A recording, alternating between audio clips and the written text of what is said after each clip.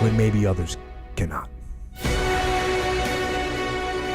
When bad things are happening, I am going to try and be the one good thing, the thing standing tall that can be relied upon, because I know that attitude will spread. It will bolster those around me. And we will fight. And in fighting, we will win. And if not the battle, and if not the war, we will win because our spirit, it will never surrender. And that is the ultimate victory. To hold your head high, and even in the face of inescapable defeat, to stand and to fight. That is to win.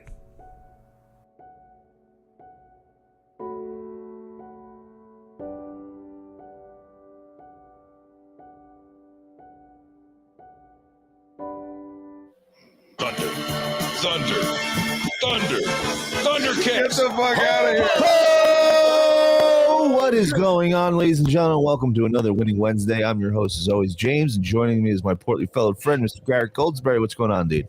What is up, my man? I like our little. We're going to start off our show with a little tribute to Justin every time with our Thundercats. A little Justin tribute, dude. I'll never forget that day. That was actually the first time I ever hung out with Justin at his studio, and he played that. I couldn't believe he had it, and I just was like in love with that drop. I was like, this is fucking amazing. Yeah. And, so the beat goes on, baby. Obviously, had to join in on the ho. Garrett, you are a beta, and we're about to have some fun today. We're gonna get a little weird, talk about some things that we're not experts in by any stretch of the means. Nope. Very little knowledge. I want to have some people on that are more knowledgeable about these subjects, but I do believe in a lot of these theories and a lot of these things that are talked about around these timelines, these hidden histories that we're not told about. Like Tartaria and mud floods and zeppelins and things like that. And we talked a little bit about what? And Antarctica. Well, yeah, Antarctica. That's a whole other rabbit hole. What the fuck is down there? Why won't they let us go down there? Why do they all have a treaty signed? I think it's funny. That's the only thing we can all agree on. Oh, yeah, nobody can go to Antarctica. Nope. Everybody agrees on it. Don't even try. There is no focus in that camera of yours. Yes, there is. There is not. Look at it, Glitchy McGlitchersons. That's not from the focus, you fucking idiot. Well, I'm just telling you right now, it's focused on your microphone and not your funny face. Is it really? Yeah, man.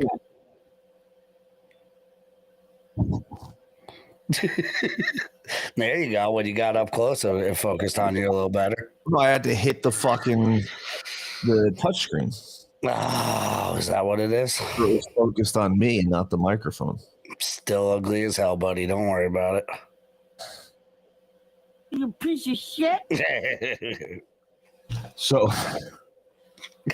threw James off with that one. It's the little things in life, James. The little things. Who the fuck out, you piece of garbage? Take my daily micro dose. Start the day off hot. So these are things throughout history that we're never taught about. We're never exposed to.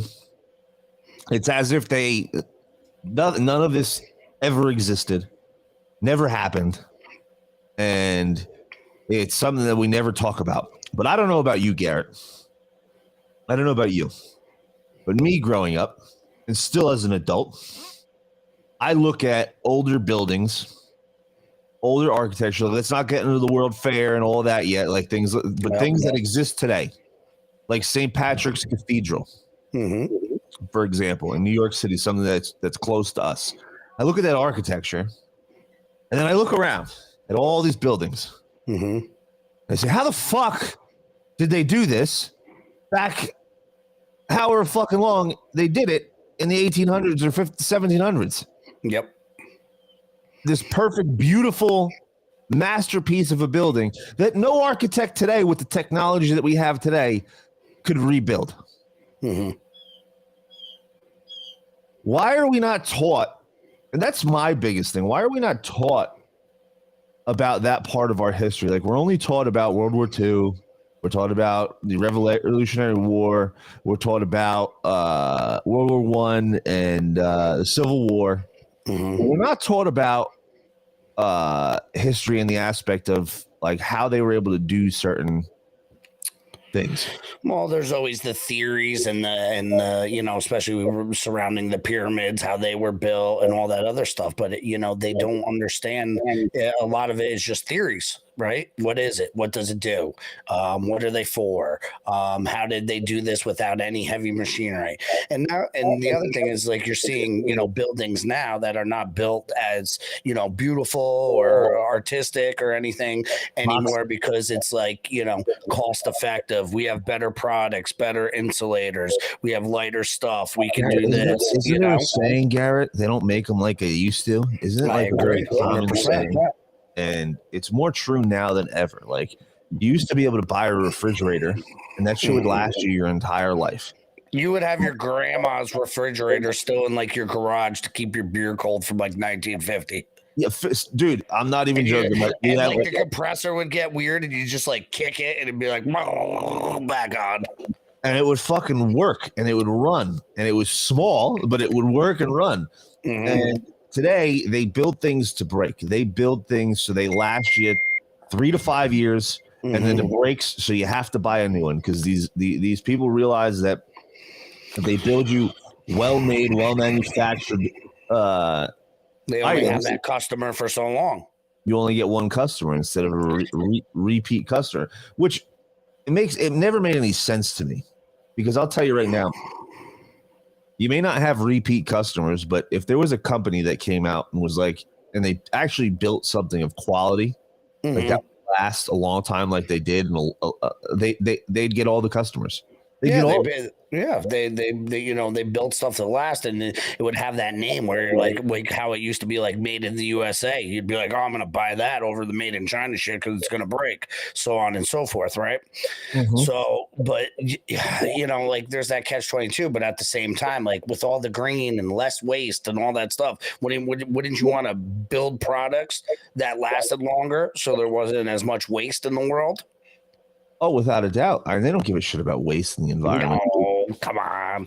Let's be real. None of this is ever about the waste in the environment. It's keeping these technology and this history away from us, so we're not aware of our true potential as human beings. I truly believe that. I'll never forget as a kid being told that we only use 10% of our brain power. Well, what about the other 90% of our brain power, one of the most powerful organs in all of supercomputers in our head all day? Why can't we access the other 90%? Or do we access the other 90%? And is it suppressed? Like there's so many questions that I have. I've had these since I was a little kid. Why do they hide this from us? And in reality, how much are human beings actually capable of? Like, what are we actually capable of? And, you know, you can get into, you know, energies and things like that. Like, that stuff is very real. Like, when someone says, like, there's a bad vibe in the room, or, like, I get a good vibe from this area, like, that shit is very, very real. And you should trust those feelings. Like, you really should trust those. Your body, your mind, your spirit is telling you something. That's the big thing with, like, gut feeling, right? We've all heard that saying, like, trust your gut. How many times have you not trusted your gut and it went south for you? All the time, dude. All the time. Yeah, because you try to overlook the red flag, or you try to do this, or you try to rationalize in your head, but that gut feeling is usually never wrong. My problem is I overanalyze. I just overthink it. Analysis paralysis. But we know that these things existed. And last week we discussed Zeppelins a little bit, and those are fascinating, absolutely fascinating to me. Because these have been around. Let's see, when have Zeppelin warships have been around for? They're airships. Airships, yeah. When was the first Zeppelin airship? I don't know, James. Why don't we use the Google box? First Zeppelin airship.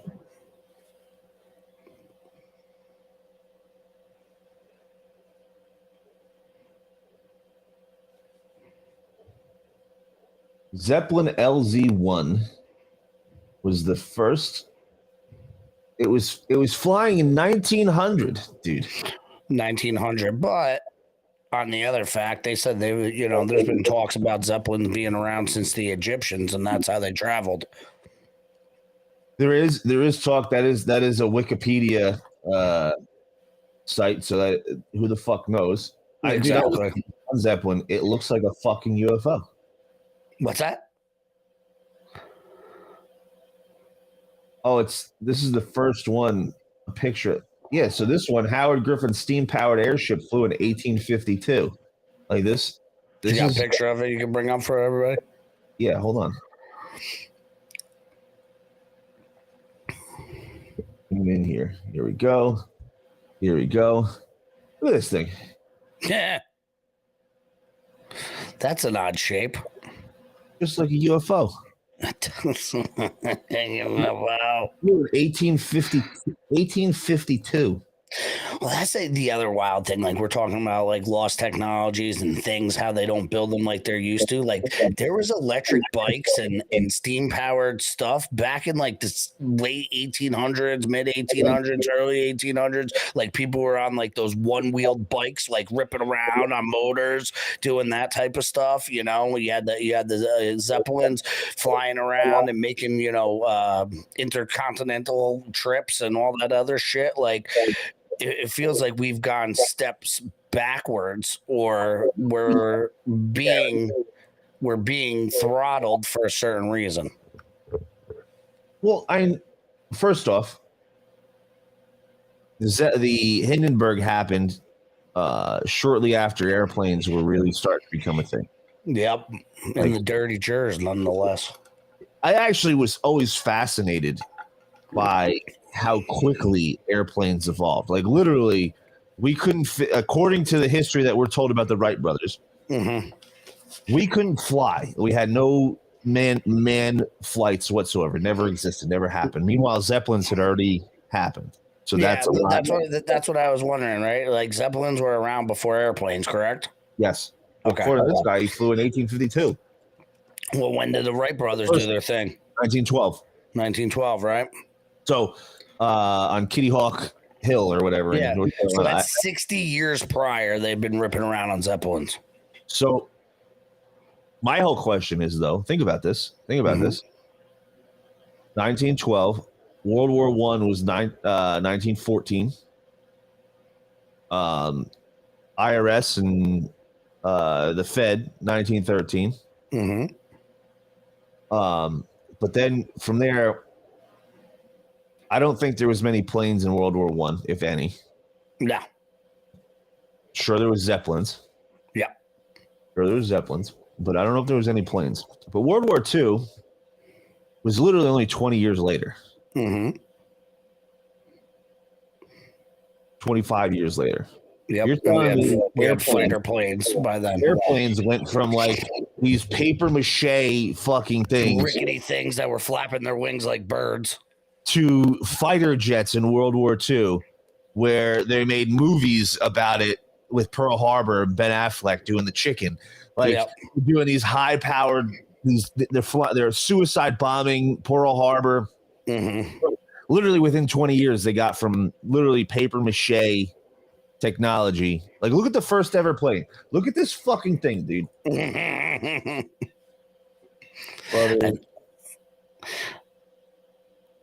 I know. It was like fucking deer skin and like something else.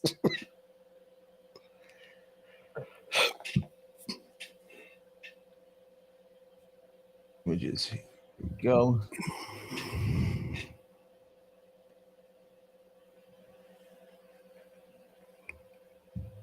go.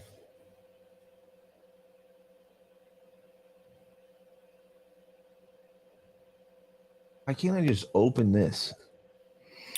I don't know. Technology. That's what I'm talking about.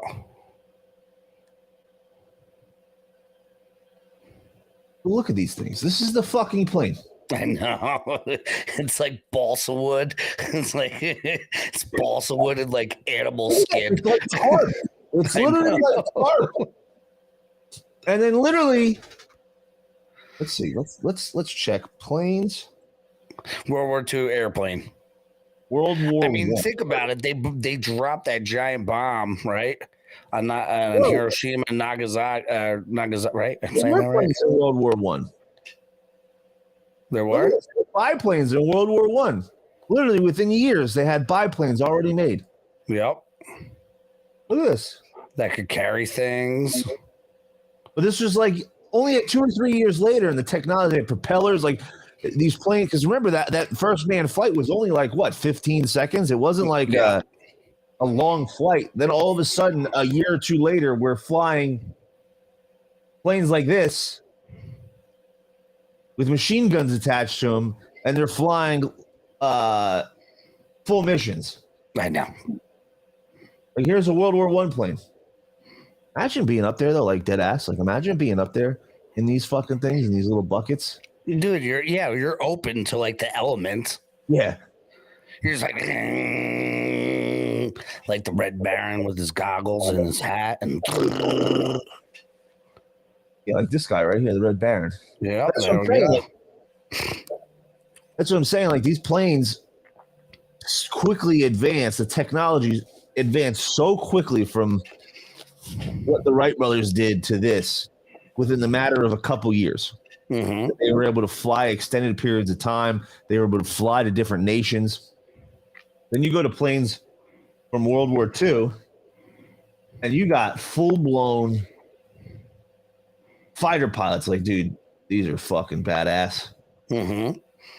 And bombers that carried like tons of people. Yeah, dude. Like, and what was the plane that dropped?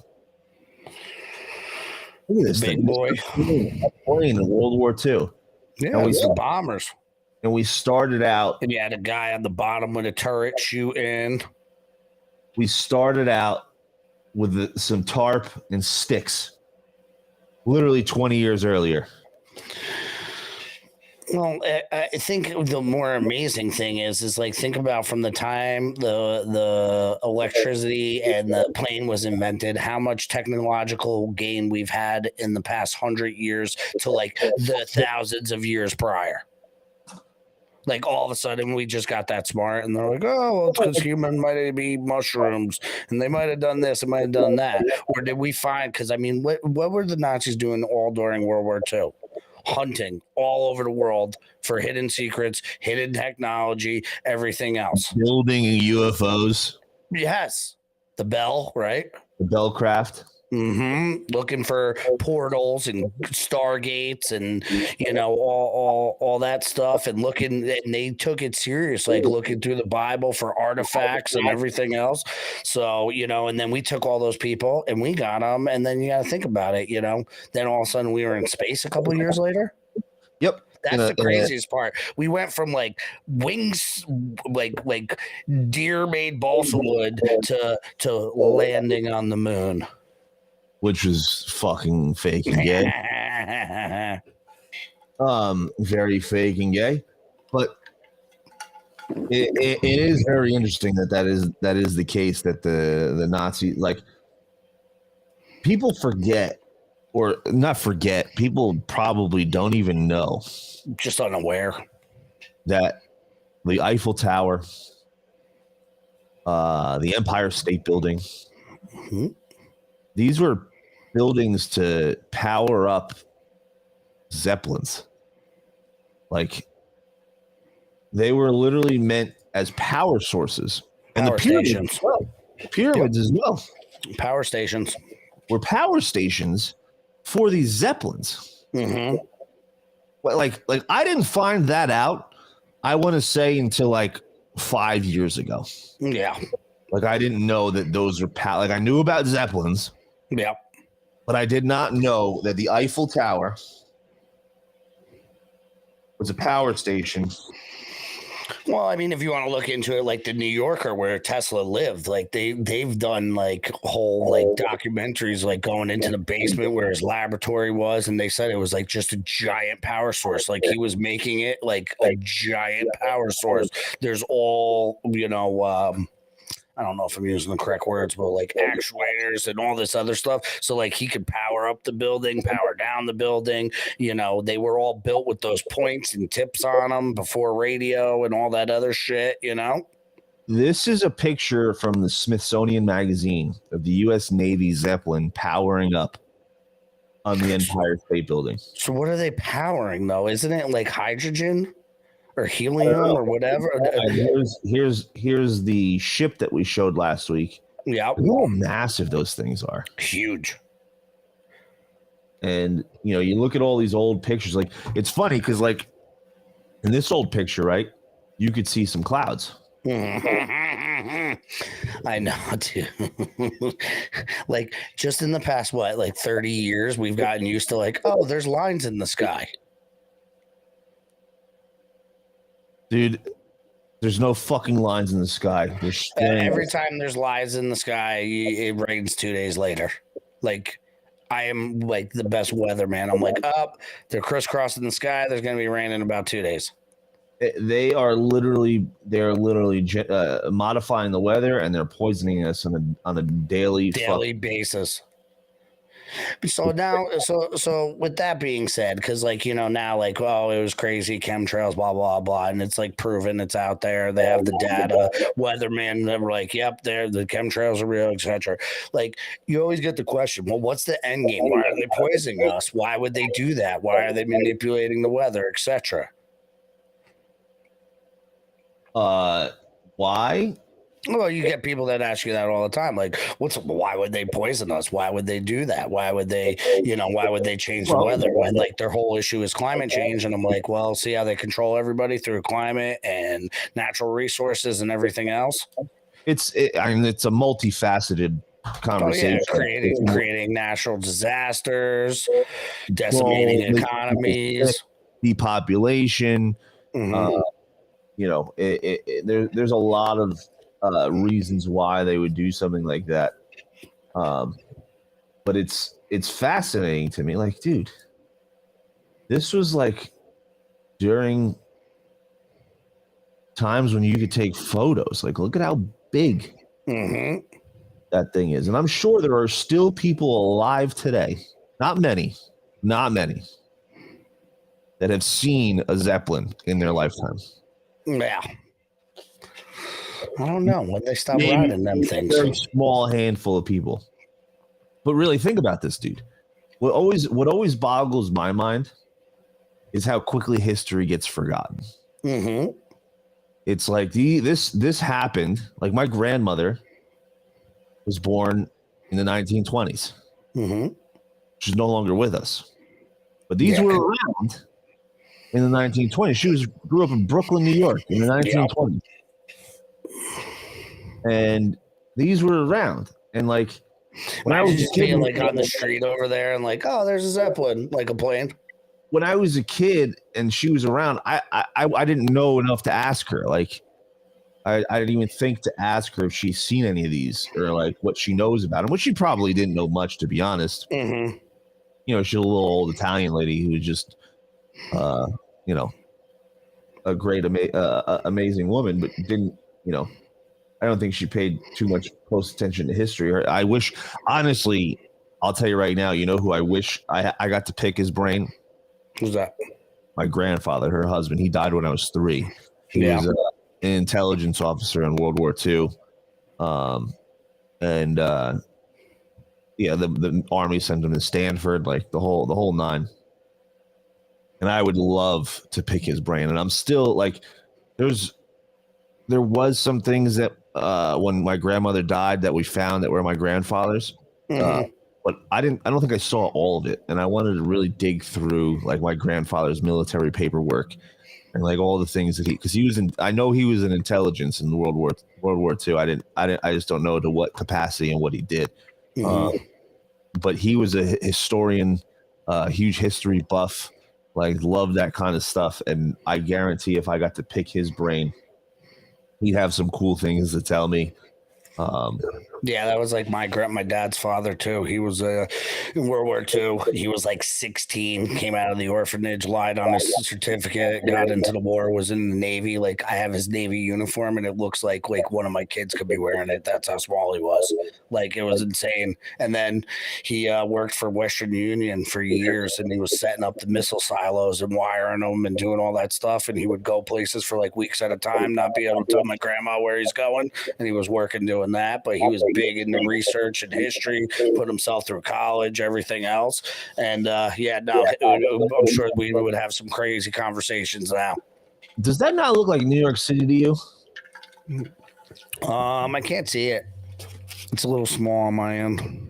Let's see if I can make this bigger. It does.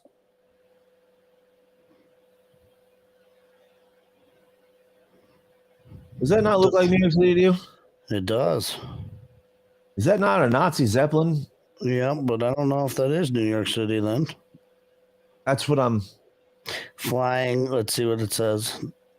Well, I mean, you got to think the Hindenburg, that was a German Zeppelin, right? That crashed in New Jersey. in New Jersey, yeah. Mm-hmm. But did the Hindenburg have a bunch of swastikas on it? Might have. I mean, you got to remember, Adolf Hitler was on the cover of Time magazine as Man of the Year. Oh, yeah. Prescott Bush flew a Nazi flag in front of his bank. Yep. So, I mean, up until we can get into that, but I don't know if we should. But up until a certain point, like, I mean, it wasn't like people look at it like, oh, the Nazis were, over there and they were the bad guys the whole time. Like they were in power, and we didn't go to war with them for quite some time, and we didn't even want to be involved in the war. No, and again, the people didn't want to. None of the people in any of the countries wanted to be involved in the war. In my opinion, I think it was Churchill dragging them in. All these globalists who, again, garnered massive amounts of power and control from these wars. Again, look at the technology that we lost during these wars. Look at these things, the history that we're not told about. The lands that were literally given and taken away from people. Because of these things, cough, cough, Israel. But it's insane to me that they will never ever tell you about any of this. And I'm telling you right now, like we learned in history about the Hindenburg for like a very brief. Yeah, it was like a chapter. Yeah. But I'll never forget learning about it in middle school and saying to myself, like, wait a second. They had giant blimps that flew people around and just exploded in New Jersey. And because that one exploded, got rid of them all. Like they just stopped, and then we don't talk about them ever again. And like the only time we talk about them, they always get brought up in such a negative light. Like they were like the biggest disaster ever. Like, but then they still had the Goodyear blimp that flew over Giant Stadium all the time, right? And it went from a Zeppelin to a blimp. Remember Blimpies, the food store? Yep. That was like Subway before Subway existed. Yeah, Blimpies, they were good. Blimpies had some good sandwiches. They had some good sandwiches over there. Good sandwiches, but I always just was fascinated by the fact that they just would completely forget about or ignore this part of history and not tell us about it. And then pretend it was like all bad. Like there was no good that came from these Zeppelins. There was nothing like, and it's really crazy. I'd be willing to bet, Garrett, you might be able to find out a little bit more than me because you do have children in school. But I'd be willing to bet that they don't even teach about the Hindenburg anymore. Yeah, I don't know. My kids are so young, I don't even think it's there yet. I would probably have to ask like some of my kids that are in middle school that I train to see if they talk about it, but that's about it. You should do a poll at your gym. Be like, yo, how many kids know what the Hindenburg is? I'll do it today. just to find out if they actually get caught. Yeah, I mean, I haven't seen a textbook since I was out of school, except for, what you see that's being introduced to the kids and everything else, that we see online and on the Twitterverse and everything else like that. But yeah, I mean, like the good old history books, like, yeah, man, I don't know. I mean, yeah, Zeppelins at war, 1914 to 15. Like, yeah, they were using them. They were using them in World They were War definitely probably using them for reconnaissance, right? You could definitely drop something off of them. Yep. Well, But I mean, I don't know if they like if it's a blimp and they're shooting it, like they're catching on fire and poke holes in it, like it's probably an easy target. I don't think. How fast did they go? I have no idea. Well, you got in the Google box, dude. How fast does Zeppelin go? You Googleize it. Googleize it. How fast did probably give us knots? I don't understand the knots either. Like look for yeah, it would be like 4 nautical knots. It says 20 miles per hour. I don't believe that. Well, I mean, how fast you go on a modern day airplane? Like 400 miles an hour? Yeah, like something crazy like that. Like if you're just on like a commercial airliner, 400 to 500 miles an hour. Yeah. If anybody in the chats wants to chime in on this and point me and James in the direction. No, see, the large rigid airships built by the USA and Germany in the 1920s and 30s could reach speeds up to 140 kilometers to 87 miles per hour, which is still pretty slow. It is, but like at the same time, I mean, for the time when everything was going, I mean, cars were probably only doing 30 miles an hour. And then like think about like you've been on a boat, right? You're doing 70 miles an hour on the water. It's fucking fast. On a boat. Dude, I'm on a boat, like you're doing 50, 60 miles an hour. You're like, oh, and like in a car, we just do it, no problem, right? On a boat, you're like, oh shit, I don't know. Going fast on a boat's a lot of fun. It's so much fun. It's so much fucking fun. But it's something it's like it doesn't even exist, and they don't want us to know about. And that makes me want to ask more questions, just like the World Fairs. Like I know. World Fairs drives me nuts. I posted something the other day on my Instagram. Let me see if I can find it on the YouTube. On the YouTubes or on the IG? Thing.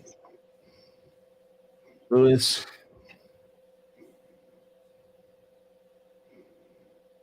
Let's see.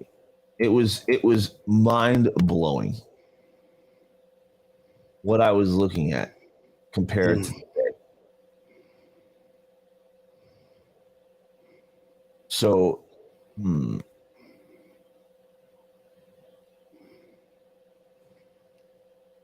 it doesn't have today. But I have it on my Instagram. It was a top and bottom photo. The top was what the World Fair looked like during the World Fair, the moats and the fountain, everything that they did. Oh yeah. No, I saw that. I think I reposted it too. But I mean, it was wild. No, you did post it on the Instagram the other day because it was, I think, St. Louis in front of the thing, like what it looks like today and what it looked like back then. Yep. Well, I just don't understand if like, all right, let's devil's advocate here. Like, was it built? It was built very quickly too. A lot of those old giant structures, right? Because we talked about the glass house a little bit the other week. But were they built to last, or was it like thrown up where they were using the materials? They did it. It looked great, but like it didn't hold together. Garrett. I'm just saying, like on these quicker projects, but you have like these old stone homes that are like hundreds of years old and they're still rocking. Or if you go, like, we're so young over here, as we're told, right? But you go over to building fucking moats and fucking fountains with buildings like this. Look at how detailed. Like, dude, nobody today is building a building like this. Like, look at that. Look at the detail. Do you think it's because of cost? No. If it was How because much of you cost, think- they would have left it up. But no, I'm saying like today, like if you tried to recreate that today, like you don't have the materials, you don't have the cost, you don't have like that project would be like building like $1 billion place because of inflation, and that's why they just go with the cheapest product of this and that. But why get rid of the moat? Why get rid of all of that beautiful Get work? rid of the moat. Well, I mean, realistically, who needs a fucking moat unless you have a castle? And it's You beautiful. need a moat with alligators, right? It's beautiful. No, I agree, but like, did they were the other thing was, does it come to a point where, like, yes, they had the World's Fair there and they had all this industry and they had all this income and this economy coming and thriving, but then when everybody went away, the cost to maintain it and the amount of people to keep up on it and the grounds crew, everything, like, did it just come to the point where it wasn't cost effective and they're like, fill it in? You know, because that's a good possibility too. That is a possibility, but I mean, like Chicago, there were Paris, like they did all of these. It's amazing what they did in the amount of time. I mean, excuse me. I think what was it? Was it Chicago when they had the race where like Edison and Tesla were going to see who could light it and whose light bulbs would work the best and all that stuff. And that's when AC/DC current was invented because what's his face? Edison was just doing direct current and it wasn't as safe. And then Tesla came in with the alternating current, and that's really what pushed it. And he like lit up the whole thing with like half the amount of power needed. I mean, you get into Tesla's technology, that's a totally different discussion. But is it? Because he was in this time. You know what I'm saying? It kind of goes hand in hand. He was in this time. He was making those things. He was lighting the industry during the Industrial Revolution. Like, we didn't work at night until we had lights. Right? You mean until Thomas Edison created lights? Stop it, you dickhead. Stop it. Stop trying to gaslight me. No, it's definitely a possibility, but when did he discover free energy? Like, what year did he discover that? What, the free energy or the alternating? Because I don't know. I think he was, well, remember, he was in Jersey too, and there was that giant tower he was building over in Jersey. He was in the New Yorker where they had the giant tower, and you know, people have recreated the Tesla coils and grabbing the electricity out of the ground and the air and linking it and everything else.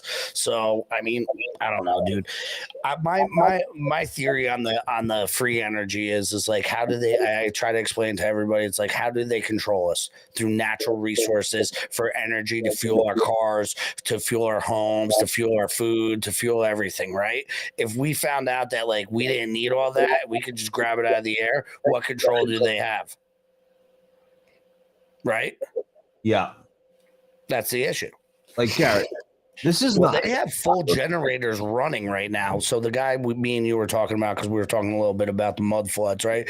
And Grant Hancock, the guy that rolls with him, they were on Rogan a while back, and he was talking about over in Europe somewhere that they've been working on this project for decades, and literally they have like a fully running generator that has no moving parts, or it has no fuel source, no nothing. It's just all built on like sacred geometry and shapes, and the fucking generator moves by putting all these shapes together and frequencies and all this other stuff. And he's like, they have the patents. It's out there. It's going to be coming out.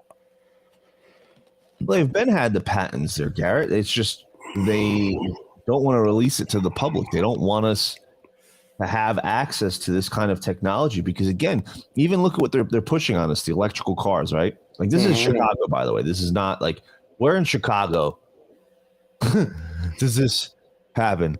That's like in Lori Lightfoot's office, right? It's her office. Yep, yeah, exactly. It's her office right there.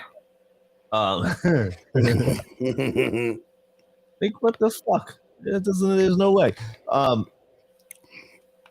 But look at what they're doing with the electrical cars, okay?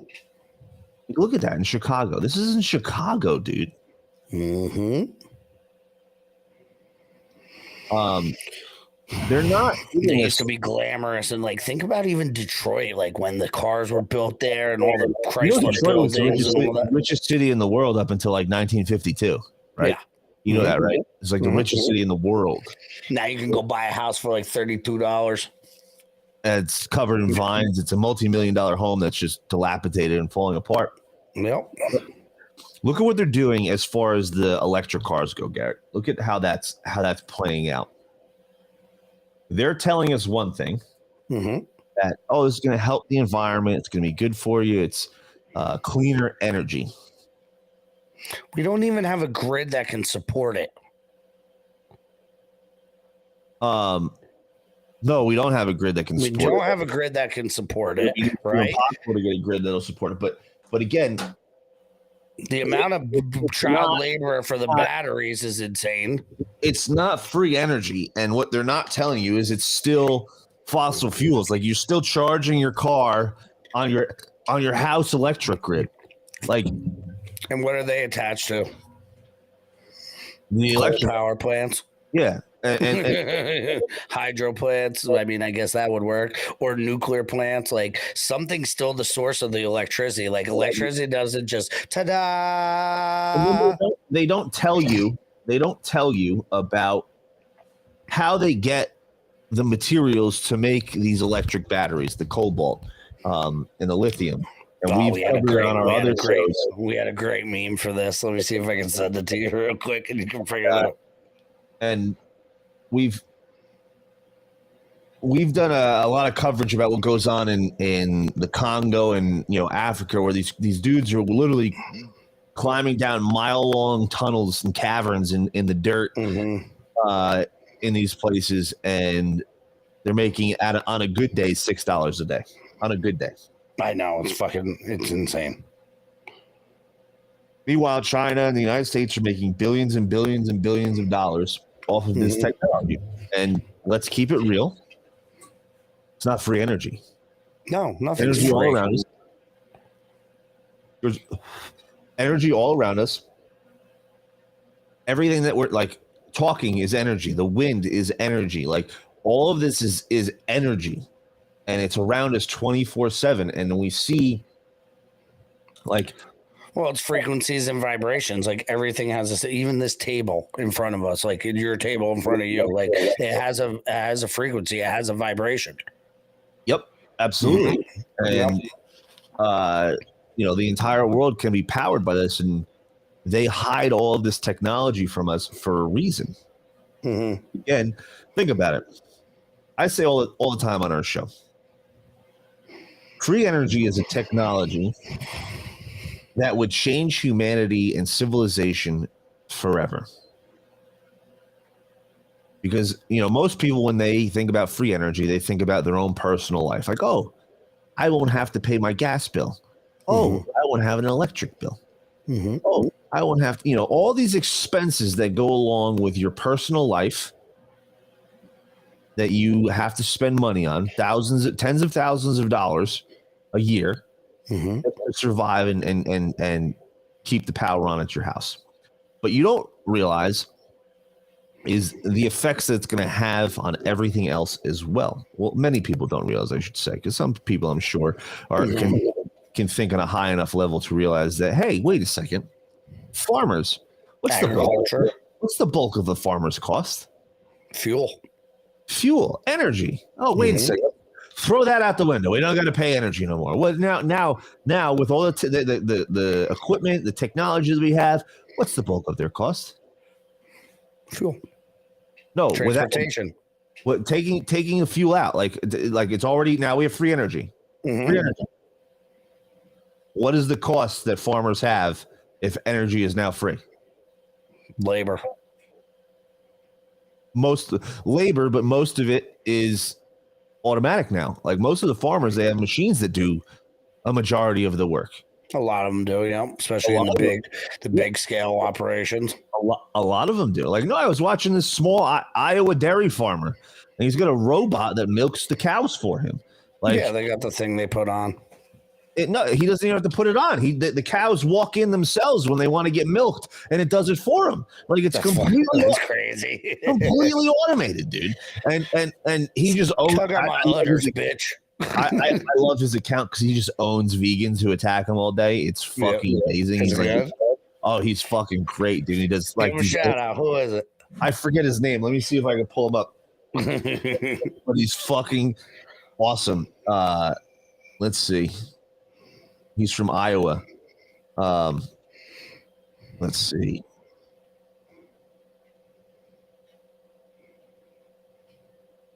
Iowa. Now my phone wants to work. Oh, please try again. Cannot load results. Oh, they're trying to move him, huh? No, I think I found him. Yeah, his name is Iowa Dairy Farmer. That's his Instagram handle. Perfect. Go give him a follow. Iowa Dairy Farmer. He's fucking hysterical. And he owns this, he probably has maybe 100 cows. Mm-hmm. And he, just owns these fucking these vegans all day. Mm-hmm. But it's wild because the point I'm bringing up is most of it's automated. So most of their costs would be completely wiped out. Mm-hmm. Now their bills they don't have to pay electric for their house. They don't have to pay for the electric for their farm. Mm-hmm. So now what bills do you have that are going to keep you swamped and have to worry about working really fucking hard to make sure you put food on your family's table? Yeah. Now that trickles down not just to the farmer, but to the average consumer. Because guess what? That farmer has to transport the goods, the finished product, whether it's milk, corn, whatever it may be, to its new destination where it can then be put into food stores and sold. What's the bulk cost of that, Garrett? Of what? Transportation? From the fuel farm, with the trucking industry, fuel. Gone. So you want electric cars? Gone. No, even with an electric car, you got to pay for fuel costs. Yes. Without an electric car, just free energy car, fuel costs are gone. Free energy. So now, as the consumer, I go to buy a gallon of milk.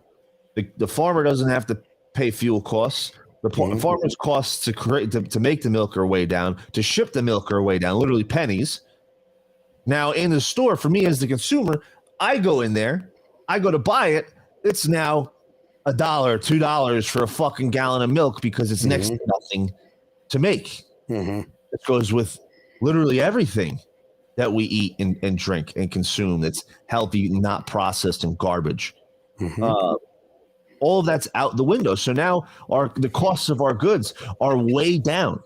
Yeah, cost of living is way down. And guess what we get to do if the cost of living, because let's be real, Garrett, the reason why most people work these dead-end jobs that they hate, that they're fucking miserable at, and they don't want to go to, is because they got to pay the fucking bills to put food on the family's table. If everything costs literally pennies and you don't got to pay all these bills, maybe you have a job still, absolutely. You still got to make some money, absolutely. But guess what that job is? It's no longer a job that you hate. Now a job of something that you truly enjoy, your passion. You're not pressured or pushed into this career path that you hate just because you know it's going to make me good money. Like you can now say, okay, I enjoy making music. Let me sit down and fine tune my craft. Or I'm a super nerd. I'm a fucking nerd and I love inventing things and I love fucking mathematics. But because I got a kid and I got to put food on my family's table, I got to work some dead-end computer job where I'm making $30, $40, $50,000 a year and I'm working 60, 70, 80 hours a week. And by the time I get home, I'm too tired to sit down and tinker and make inventions and create things. I want to just sit down and crack open a beer and do nothing. There's so many brilliant minds that get stuck in that loop. Now with the cost of goods being nothing, those brilliant minds can actually now work and do things that they truly enjoy and invent and create, and innovation will only grow. Yeah, no, I agree with you on that, but not everybody's a genius, and we still need hole diggers, and we still need people to work, Yes. to sanitation, and we still need those people for those type of jobs. And there's nothing wrong with those type of jobs because not everybody's a brainiac, but it will free up a lot of time for people who want to chase those dreams and everything else. We're consumed in the daily struggle of putting food. Like, it is so expensive to live, especially in New Jersey. Like, there's no reason for the cost of living to be so high. They rent us our properties even if you own them because you're being taxed, right? They rent you everything you have. We're already on the path of own nothing, and you'll be happy, right? Garrett, let me ask you this. Let me tell you this. Is technology phasing out human labor as we speak? 1,000%. Like the largest profession in the world, they're not in the world, in the United States, is to be a truck driver. Mm-hmm. There's more professional truck drivers than any other profession. Mm-hmm. They're talking about automated trucks everywhere. Mm-hmm. That would virtually eliminate the largest job in the country. Yep. That means all those truck drivers would be out of work. What do they do now? And the costs of goods are not going anywhere because it's still going to be expensive as shit. So not only do these truck drivers no longer have jobs to put food on their family's table, but we're not getting any relief in the costs of things. Mm-hmm. Okay. So we can both agree that we do need the ditch diggers and we do need these laborers to keep the grid going, etc. Mm-hmm. But we can also both agree that all of those people that need to be there now are being phased out every day. Like every day that goes by, one of these jobs disappears because of technology and automation.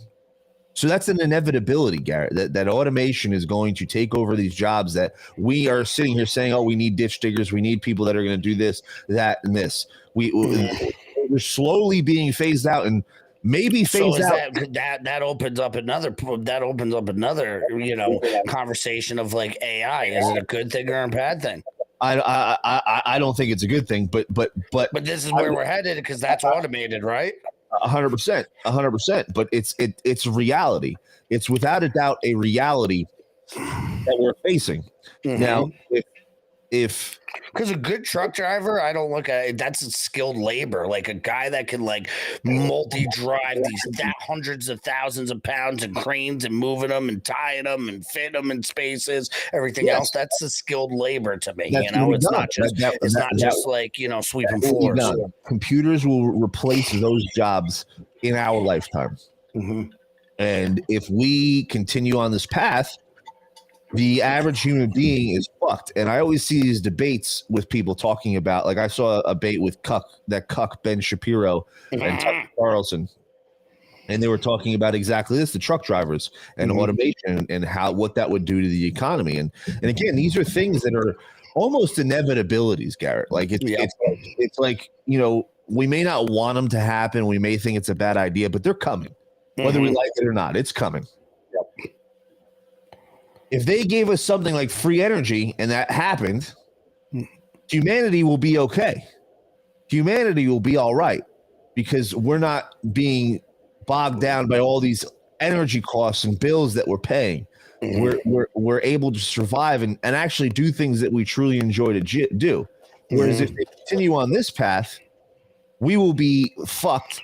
We will have no leverage buying power. We won't be able to buy anything. There'll be no jobs. People won't have any work, and they're not gonna have any passion or creativity.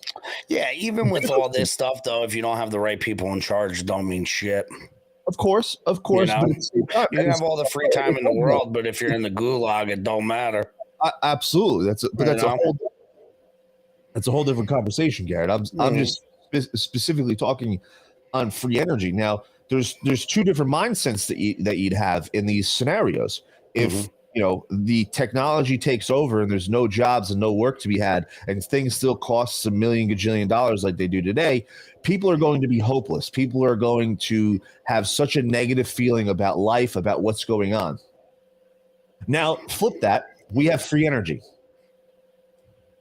You're not bogged down by all these energy costs. You're not bogged down by all these bills that you have to pay, and you have all this. You're not hopeless that you have no job because guess what? Food's still on your family's table. Yep. You're not hopeless thinking that I can't provide because you don't have to worry about all these bills and excess costs. Yes, there will be other issues that will arise 100%. So along with the industrial, like new age industrial revolution, there is the possibility for a spiritual revolution. 100%. You know what I'm saying? So that's the positive side, right? So that's the positive side of being able to revolution and how think about pre-industrial revolution and how communities operated and how people operated. It was closer. The connections were so much stronger. And I think that brings us back to something we talk about all the time. Like, it's balance. You can't be too hard one way. You can't be too hard another. Like, we've gotten so far away from just that spiritual and that being in touch with the community and being in touch with your own mind and whatever your faith is and everything else, and getting back to like the basics of things. But you can't, go too overboard with the technology, because it's really just, depersonalizing, dehumanizing humanity. So I think there's a balance, because there's a gift and a curse. It can free up time for you to actually get back to what matters, but it can also control everything at such an alarming rate that our lives are never the same. Oh, without a doubt. But again, Garrett, let's be real. Those controlling aspects of our lives are coming with or without free energy. Yes, 100%. With or without it. So would you rather have this all this technology that is constantly going on, which is coming whether we like it or not, and still have to pay a gazillion dollars in energy bills, or have all of that and have to pay nothing? I don't know. Because I understand, that's why it's like it's one of the like utopia outlooks where like, oh, it's not going to cost anything. Like everything, it's going to come at some price, James. Whether it's a war, whether it's a revolution, it's going to come at some price. What? But we can agree on that, right? We're currently at war. That's the thing. Like, we're currently in a war, fighting over a lot of these things, in my opinion. Mm-hmm. And free energy would not cost us anything as far as monetary. But yes and no, because it's free energy, but you're going to need something to harness it. You're going to need something to capture it. You're going to need stations. So there is going to be some sort of economy that goes with the free energy, or the maintenance of the things that are creating the free energy. Because you can't just go free energy and then we got it. Like, there's got to be something that pulls it out. There's got to be something that harnesses it. What if it's already there? Like, what if the pyramids, the Eiffel Towers, the Empire State, like, what if a lot of these things were built back then? And then what, we reactivate them? What if it's already there, dude? What if you're saying if the infrastructure's there, they're hiding it from us, we pretty much just got to restart it? Well, there's still maintenance that needs to be done on those pyramids to restart them.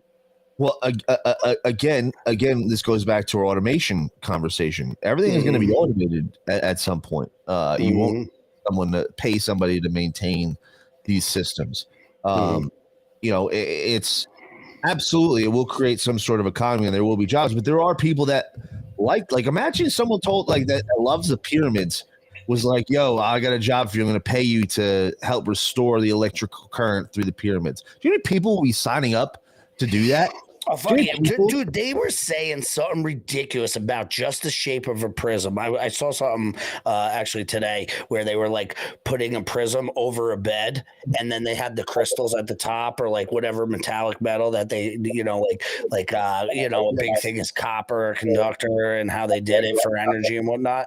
But like as a recharging station for the body, I thought it was pretty wild. But I know there's been a ton of experiments done where they've put like fruit in just the prism. Like, you build a prism, and it somehow harnesses the frequency there, and it keeps it fresh, and it does other things. Like there's so much stuff with the ancient sacred geometry. Like we were saying that they're building, generators that just have shapes and then with ancient technology and geometry, and it's moving and it's creating energy. I think that untapping of that is what they're trying to hide. And if we know that, like we have, I say it all the time, like every plant around us, everything, like the earth provides. It was put here for a reason. We don't know what it is, but the medicines are out there. We just haven't found them. Like you can't be all over the rainforest. Guarantee you there's some root somewhere in the rainforest that cures everything. Oh, without a doubt, dude. Well, again, this goes back to control and power. Big Pharma with the Rockefellers taking it over, and what he did with Big Pharma, getting rid of all of the holistic medicine, and you couldn't talk about herbs or anything that have been around for thousands and thousands of years. So why don't we save? Maybe we'll go into the herb aspect next podcast. Possible. We're definitely going to be walking the line. I don't know a lot of this stuff. It's all right. Tune in every Wednesday with Garrett and James. But just maybe not on YouTube anymore. We will see. But no, there's a lot of things that we're not being told about our history and about human beings and about technology and things like that. And I'm very interested to see how it plays out in the future, because I think we're going to find out a lot more going forward.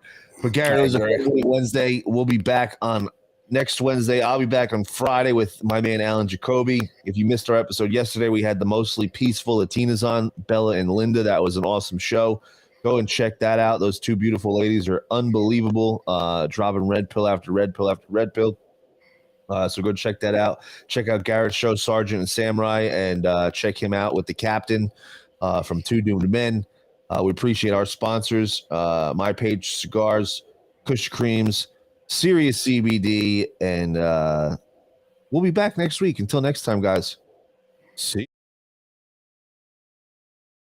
Sometimes bad things, horrible things happen to good people.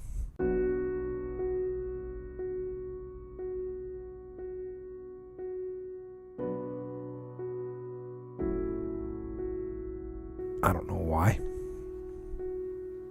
but life isn't fair. That's the reality. A good person in the wrong place, in the wrong time, can end up just a victim of fate and of reality. And it can be horrible and heart-wrenching.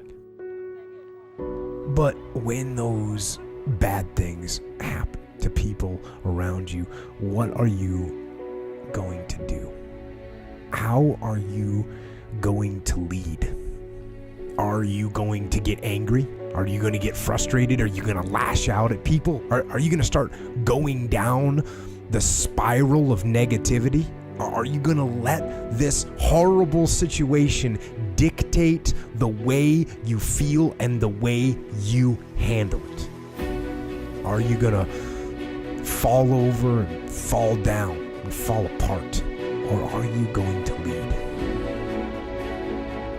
Are you going to face this issue with courage and with resolution? I say lead. Lead. Step up to the challenge. Be the one that other people look to. Absorb that impact. Absorb that negativity. Draw fire. Draw fire. That's when a member of a platoon, for tactical reasons, steps into the open to draw enemy fire. Maybe to give another part of his team the chance to move or distract the enemy. But that's what I say. Draw fire. Bring that pain to me. I can handle it when maybe others cannot. When bad things are happening, I am going to try and be the one good thing, the thing standing tall that can be relied upon, because I know that attitude will spread. It will bolster those around me. And and we will fight. And in fighting, we will win. And if not the battle, and if not the war, we will win because our spirit, it will never surrender. And that is the ultimate victory. To hold your head high, and even in the face of inescapable defeat, to stand and to fight. That is to win.